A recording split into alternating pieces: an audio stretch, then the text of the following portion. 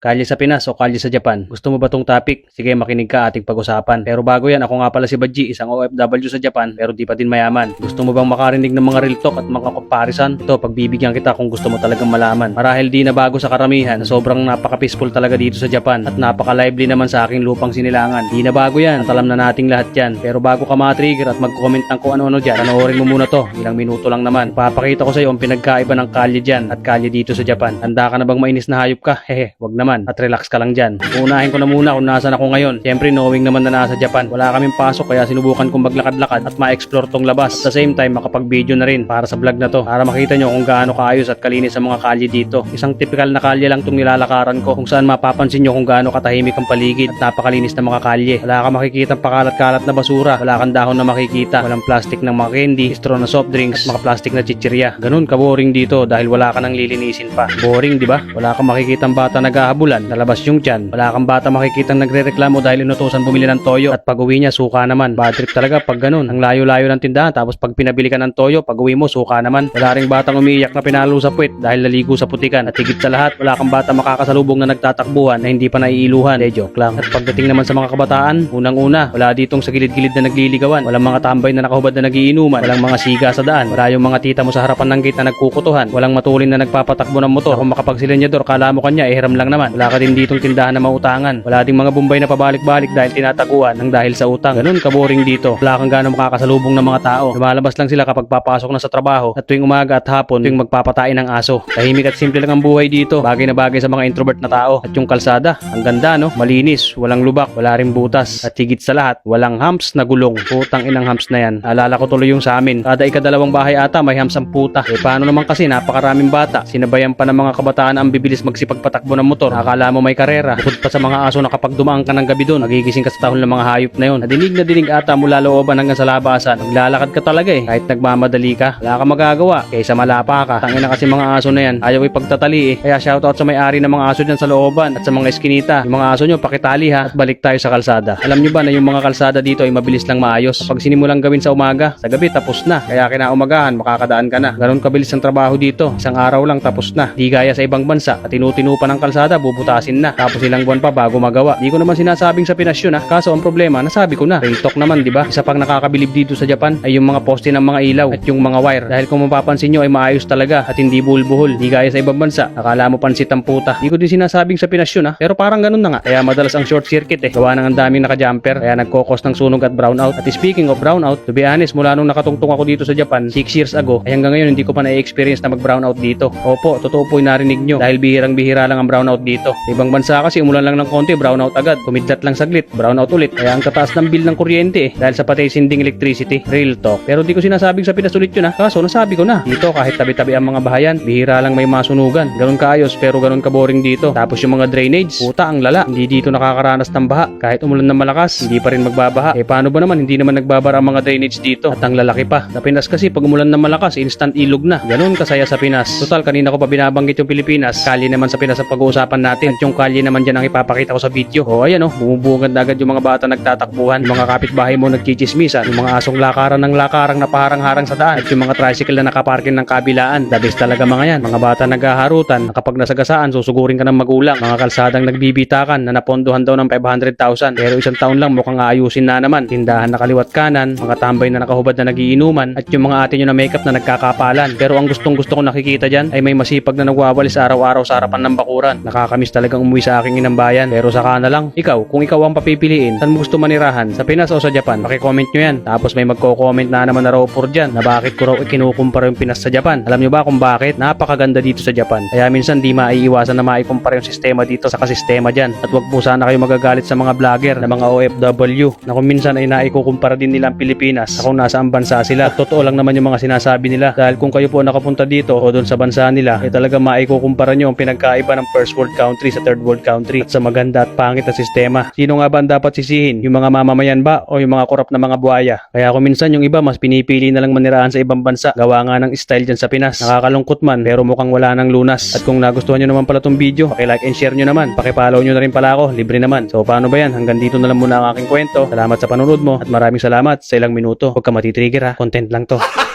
Gago!